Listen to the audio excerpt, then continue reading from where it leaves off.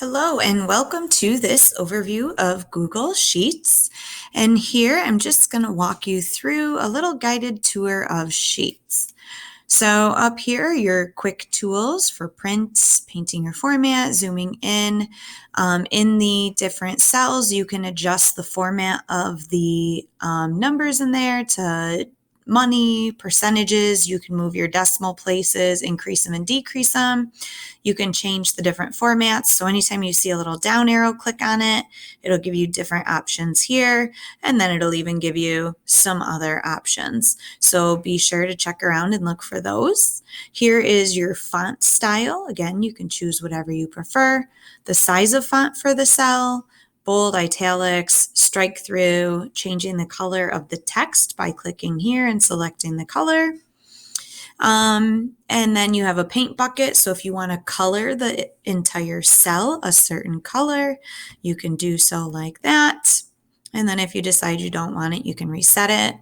Here, this will add borders. So here, if you have a whole bunch of data selected, you can decide whether you want borders all the way around it, like so, or if you don't, or just one side, or whatever you would like. You also have options here to change the color of the border as well as the style. So do you want just a solid line, thick line, dotted line, etc.?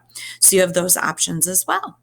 When you highlight certain cells, if you want them to just become one cell, you have this feature here called merge cell, and you can merge all the cells, merge it horizontally, vertically, and then you can even unmerge it. So if I click merge all,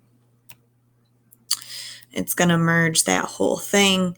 And so again, just to undo it, you can click the back button, or you can undo your merge here by highlighting again.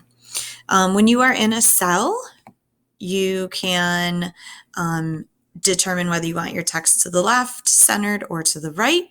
If your cell is much wider than this one, or thicker, I guess if you want to say, you can decide if you want your typing to appear at the top of the cell, centered in the cell, or at the bottom. So if I were to adjust this right here, you'll see it's at the bottom. But now if I'd like it to be in the middle, just clicking there will put it in the middle, and then I can make it centered, and now it puts it in the center.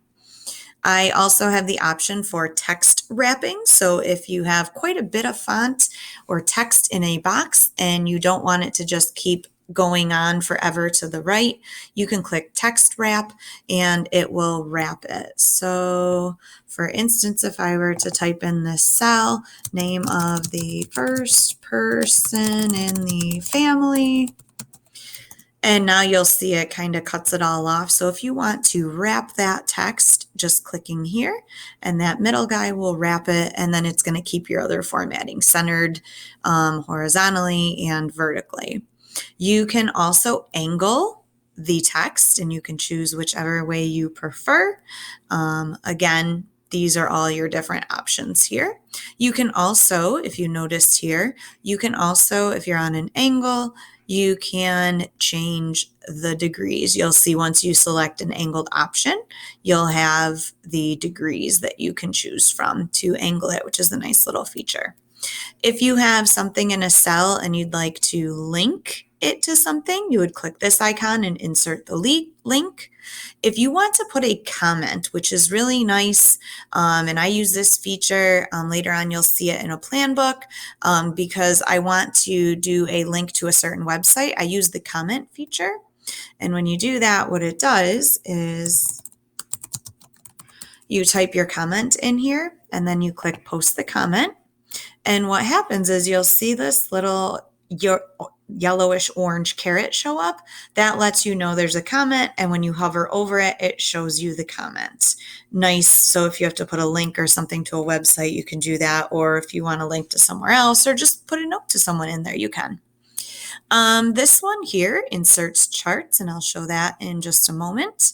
Here, this gives you different filters, so how you want to filter those columns, what you want it to look like. You have plenty of options there.